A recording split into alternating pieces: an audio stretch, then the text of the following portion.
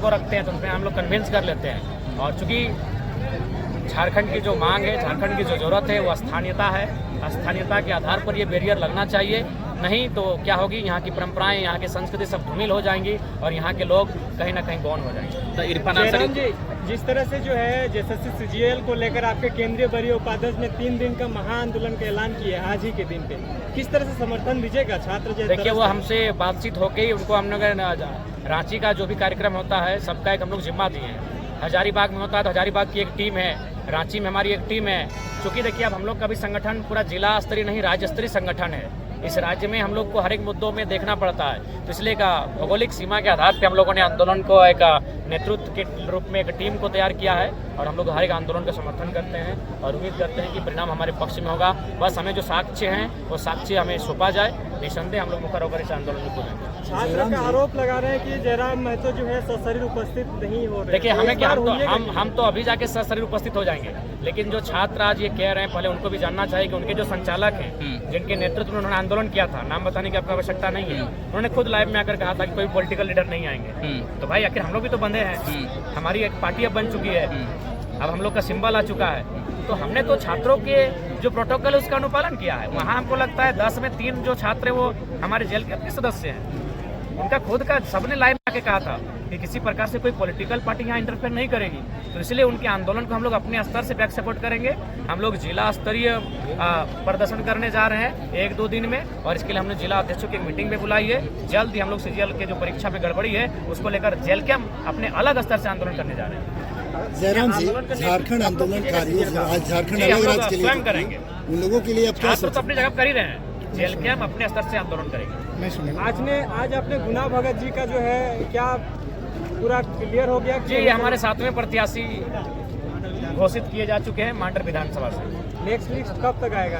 Next list देखिए जब free होंगे आ जाएगा। हम लोग अभी रांची से फिर घर जाना है, गाड़ी में सफर, खाना पीना गाड़ी में, तो जब रुकेंगे थोड़ा शांत रहेंगे, कलम चलाएंगे और लिस्ट जारी हो जाएगी। जयराम जी, झारखंड अलग राज्य के लिए आंदोलनकारियों ने अपनी खून और बलिदान और जेल गए, उनके बारे में आप अगर सत्ता में आते तो क्या? देखिए, सबसे पहली बात, मैं खुद एक आंदोलनकारी का बेटा हूं और मेरी माँ को भी आश्रित का पेंशन मिलता है। मेरे पिताजी का जो केस हुआ था, मेरे पिताजी जो जेल खट के आए हैं, उसी रिकॉर्ड के आधार पर मेरी माँ को 3000 पेंशन मिलता है। तो नो डाउट मैं आंदोलनकारी परिवार से आता हूँ और मैंने भी आंदोलन को तो देखा नहीं है, चूँकि मेरे पिताजी का जब मृत्यु हुआ था मैं 1.5 साल, पौने 2 साल का था। लेकिन अपने माँ से किस्सों को सुना है, अपने गांव वालों से किस्सों को सुना है, अपने पिताजी के दोस्तों से उनके किस्सों को सुना है, अपनी बूढ़ी दादी से उनके किस्से को सुनता हूँ। तो लिहाजा आंदोलनकारियों के लिए सम्मान होगा। और ये भीख जो 3000 रुपये जो हमें लगता है भीख के रूप में दिया जा रहा है, जिन्होंने राज्य को अलग किया, जिन्होंने अपने परिवार को गंवा दिया, जिन्होंने अपने बच्चों को मतलब सुख सुविधा से वंचित कर दिया, ऐसे में हमें लगता है उस परिवार को भीख नहीं सम्मान मिलना चाहिए। हम लोग सम्मान की दिशा में काम करेंगे। जयराम जी, ये अनुसूचित क्षेत्र है हम लोग का, रांची, गुमला, लोहरदगा, सिमडेगा, ये सारा इलाका, यहाँ ओबीसी का आरक्षण 0 कर दिया गया है।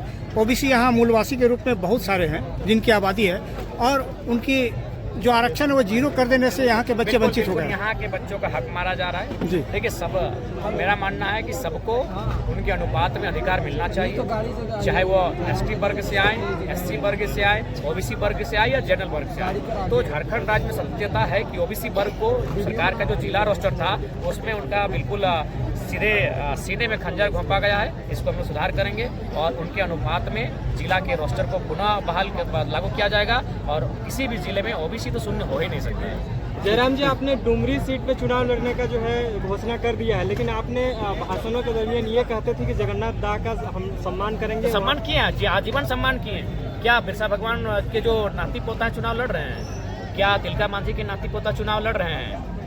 अरे भाई, लोकतंत्र का मतलब क्या होता है कि ठीक है, तब तो आप किसी दिन हेमंत सोरेन की मत बुराई कीजिए, क्यों करना हो? किसी आंदोलनकारी के पुत्र हैं, तब तो आप आयसू की भी बुराई मत कीजिए, आंदोलन से उपजी हुई पार्टी है। ये भावनाओं से बाहर आइए। भावना का मतलब क्या होता है? उस परिवार की मदद करना। विधायक बनाना भावना नहीं होता है। चलिए ठीक है दादा। सूर्य सिंह बेसरा बोलते हैं कि टाइगर जो है युवा का भ्रम फैला रहा है, गलत राह में लेके जा रहा है, इस पर आप क्या कहेंगे? देखिए, सबसे पहली बात हमें लगता है कि उनकी जो पॉलिटिक्स है वो 1985 वाली है, हमारी पॉलिटिक्स 2024 वाली है। तो 15 और 24, 39 लगभग 40 साल का अंतर है। तो इसलिए थोड़ा सा वो अंतर को समझ नहीं पा रहे हैं। वो उस दौर में थे जब फ्री हिट नहीं था, वो उस दौर में थे जब आपका मतलब ये 2020 का दौर नहीं था, तो ये दौर बदल चुका है। उनको बोलिए अपने अपने समय को समझा, इस समय को समझने में भूल कर रहे हैं। इरफान अंसारी बोल रहे थे कि मेरे ऊपर टिप्पणी ना करें। तो टिप्पणी किसी ने करेंगे, वो मंत्री हैं, सवाल का जवाब मांगेंगे, 10 लाख की साड़ी का हिसाब मांगेंगे। जब जब हम तला जाएंगे उनसे सवाल का हिसाब मांगते रहेंगे, जब तक वो नहीं बताएंगे 10 लाख की साड़ी कहाँ रखे हैं। ऐसे भी इरफान अंसारी जी दिल के बहुत स्वच्छ है। हालांकि सरकार में जब आए हैं तो मलाई वो भी मार रहे हैं, घोटालेबाजी वो भी कर रहे हैं। इसीलिए हमें लगता है वो डॉक्टर ठीक थे, नेता बन के अपने आप को थोड़ा डिस्टर्ब कर लिए। बोल रहे थे कि साला हमको भी नहीं छोड़, किसी को नहीं छोड़ेंगे तो क्या। और एक ऐसा शख्स है इरफान अंसारी, अगर आप टेंशन में हैं तो उनकी वीडियो को देखिए, थोड़ा सा टेंशन कम हो जाए।